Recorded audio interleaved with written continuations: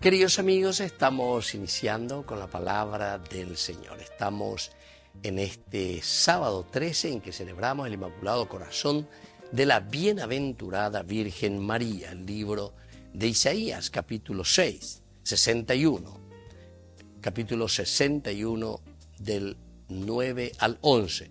La descendencia de mi pueblo será conocida entre las naciones y sus vástagos en medio de los pueblos. Todos los que los vean reconocerán que son la estirpe bendecida por su Dios.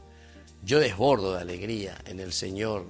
Mi alma se alegra en mi Dios, porque Él me vistió con las vestiduras de la salvación y me envolvió con el manto de la justicia, como un esposo que se ajusta a la diadema y como su esposa que se adorna con sus joyas. Queridos amigos, aquí una vez más nosotros podemos preguntarnos y decir, ¿cuál es el motivo?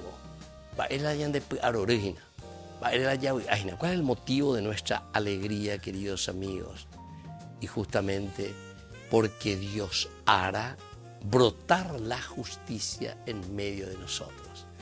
Y la justicia, queridos amigos, no se refiere simplemente a una justicia sobre una ley civil, sino que la justicia quiere decir que es la realización plena del hombre, la realización plena de la creación de acuerdo al proyecto de Dios.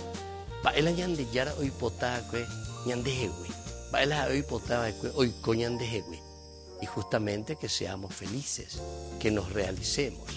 Por lo tanto, queridos amigos, eso significa justicia. Cuando Isaías compara la paz y la justicia, dice, solamente existirá la paz cuando hay justicia. Y entonces, ¿qué quiere decir justicia?